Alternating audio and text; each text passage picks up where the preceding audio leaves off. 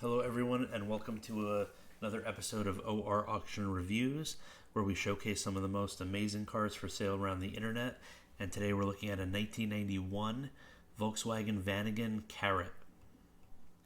So this Vanagon was acquired by the seller in 2010 and had work since 2014, which included refinishing the van in red, rebuilding the 2.1 liter flat 4, and also this vehicle includes a 3-speed automatic with synchro spec springs and 4-wheel disc brakes, a roof rack MagnaFlow exhaust, in addition to a fold-out table, rear-facing second row seats, air conditioning, power windows, mirrors, and an Alpine CD stereo with speakers. So taking a look at these, so if you're not familiar with the Vanagon, they are rear-engine, rear-wheel drive. They do have a flat 4. This is not a synchro, even though it has synchro spec springs. This is a rear-wheel drive van. Looks pretty nice in this color combination. And taking a look at the interior, it is an automatic. So these are pretty slow as it is. The automatic may make it a little bit slower. The cabin houses front seats upholstered in gray cloth with vinyl seat backs, and has a Go Westy and let's see here, central locking.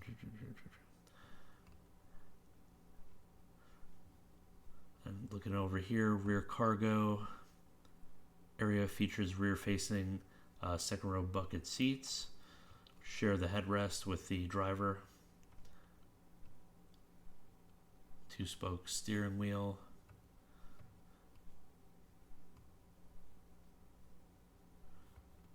Water-cooled and fuel-injected 2.1 flat 4. And it says it was rebuilt in 2011. A little bit of corrosion underneath. Oh, it does have a branded title, so that's something to consider with this vehicle. And damage and accident reports lists history in Florida, Indiana, Wisconsin, California, so it's been all over the place. Rebuilt title is noted in 2011. Okay. See the walk around. All right, folks, so this is going to be the central locking. It does work, but there are some tricks that you have to do with it. And again, it's a 30-year-old van. So to lock the car,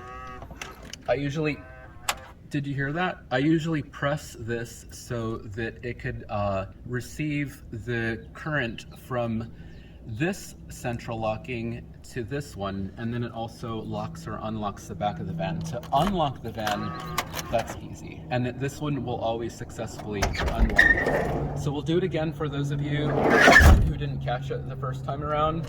So you lock it, and then you probably heard it click, and that basically does that. So now you can see this is locked, and then if I unlock it, this will always successfully unlock. It's the locking part that you have to just push this in. So now you can see that it's locked. So one last time without me saying anything. So right now this is unlocked and this is unlocked. So I'm gonna lock it, press that, and then the whole car is locked. This door, that door, the gate, and then the back hatch. So locked, locked, and then the back's locked. Now for the back of the van, and then you can see that's open again. Oh, and then I want to show you, see, this is basically the connectors where the locking's received, or where it communicates to the rest of the doors. The front door, the passenger door, the gate, and the back hatch. We're going to come around to the back, and I'll show you this part. So this, if you notice that, yeah, it did it, good. All right, so when the central locking is supposed to unlock all the doors, this sometimes doesn't get locked or unlocked, so I just simply put the key in there, turn it, press it, and then voila, it opens, and there you go. So that's the whole story with the central locking system. And since I'm back here, I just want to show one more thing. The shocks on this van for the back gate they work like they were designed. And I'm going to ask my camera guy. Oh, and they're also, I guess he can come out to this way. They're German, so I'm a purist. I really like to stick with a lot of like the OEM components and stuff.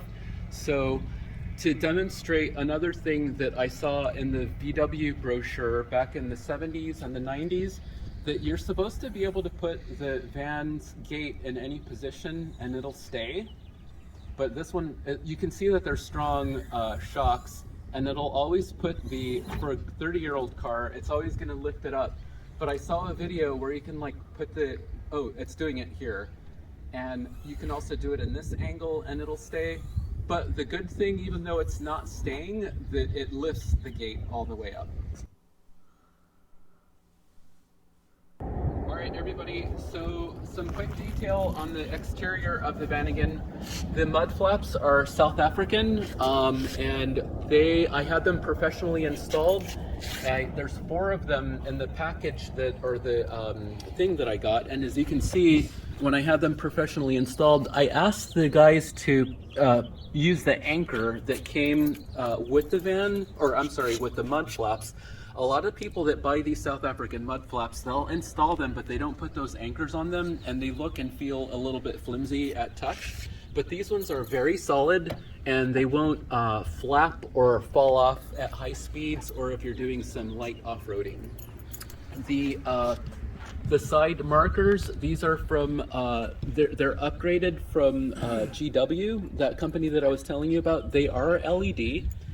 On the bumper, these are fiberglass bumpers, so for those of you know that they actually absorb impact really well, but I want to protect them as much as I can, so what I did was I put a rubber stripping that looks OEM all around the bumpers, and then also on the side cladding as well, and I'll show you that in a bit. These are upgraded lights. This is supposed to be amber, but this upgrade light lamp housing for the rear, it's, I forgot the company that makes it. They're based out of Germany, but it's white, but I have an amber bulb in there. The Carat emblem, it's original to the van. I bought the overlay sticker to have the Carat font pop out from the GW site. And that's basically what that looks like. I think it was like $4 for this font covering from the outside. So the bottom part, you're probably wondering, this is not factory, but I just thought that putting these 2 strips on the bottom, one, it's going to help protect the key from scratching the body of the car. And it also breaks up some of the red. And I think that it breaks up some of the red pretty nicely.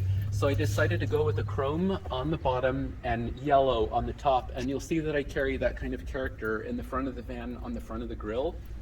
This is an upgrade from Volkswagen. It's for, I think, the newer VW emblems from 2000. That was the color that they went with, and I thought it would look good on the Vanagon.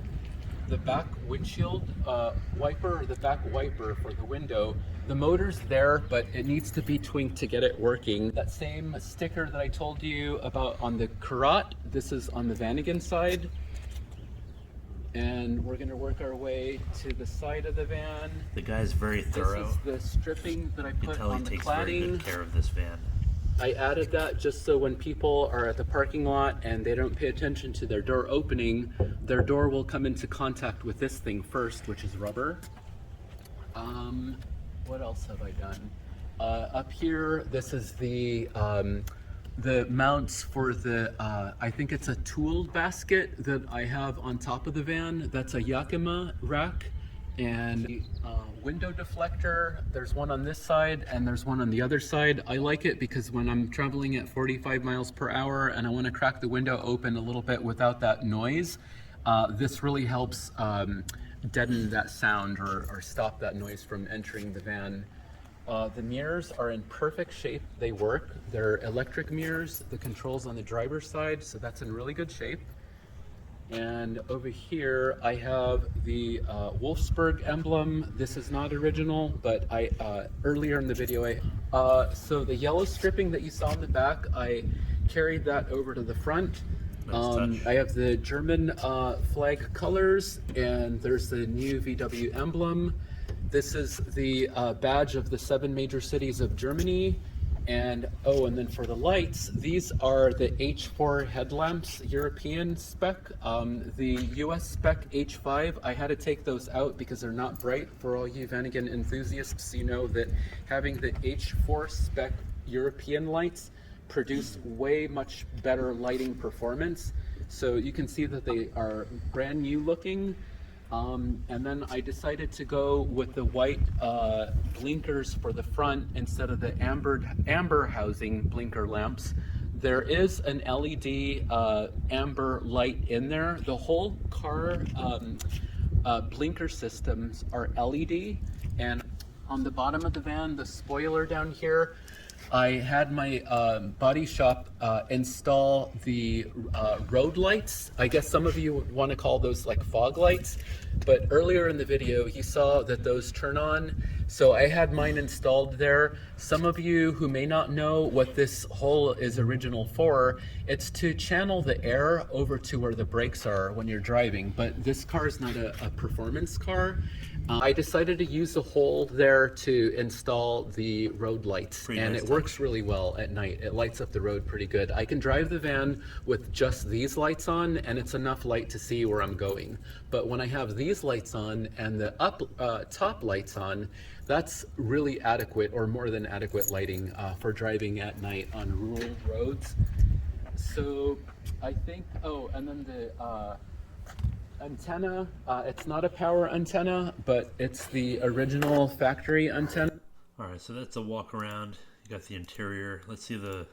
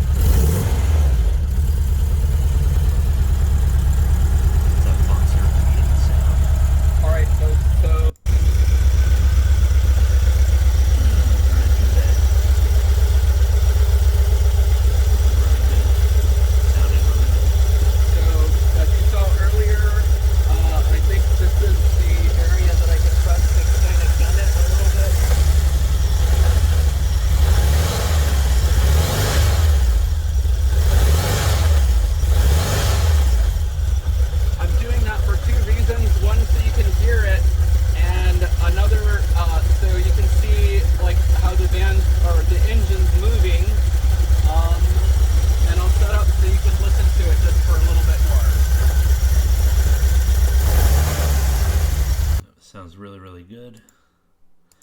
And let's see it driving. Let's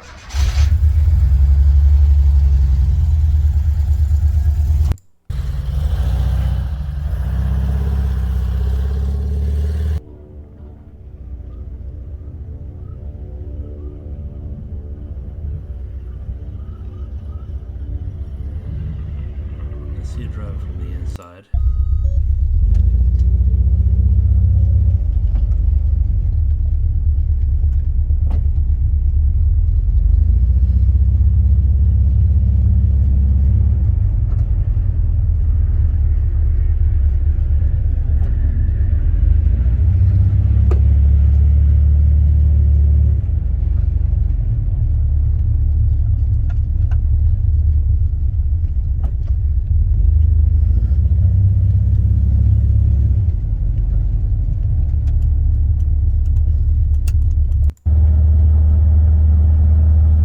Sound too bad. This guy seems pretty thorough with his car. Now it was a rebuilt title, and it looks like he was the one to have rebuilt it. And the guy is so thorough that, you know, I'm pretty confident in this vehicle, to be quite honest. I know he's thorough. It seems like very much so with cosmetic stuff, and it sounded like he was willing to spend the money, whatever it was, to have it in running condition. There's your MagnaFlow exhaust. That's why it sounds that way. And let's take a look here. Nice. Love the rims. Interior looks really, really nice.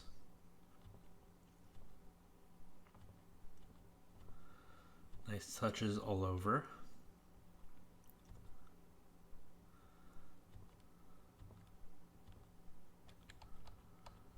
Nice little partition there, it looks like they could put up for camping.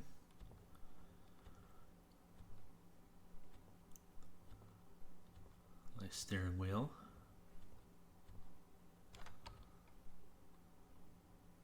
$231,000. Is your automatic. Puck. Sync roll-o-meter or inclinometer.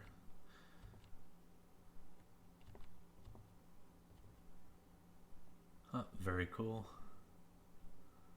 Your partition, your table, rear-facing seats that share the headrest. Also pop up to get out of the way. There's your table. Back seat that turns into a bed. Storage underneath. Vent. Very nice. Alpine speakers. And let's take a closer look at the engine bay, the heart of this thing.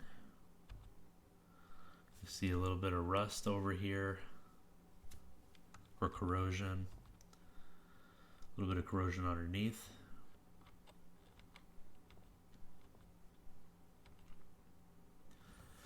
W, you know, was made in Germany. Westphalia.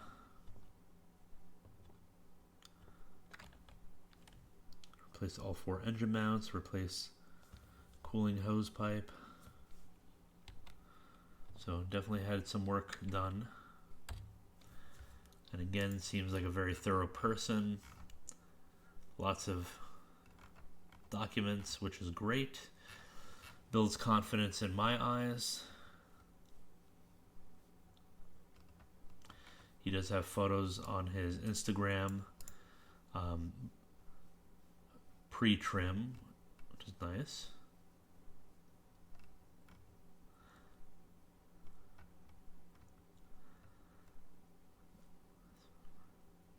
Okay, so AC was upgraded to R134A. He spent the money for that.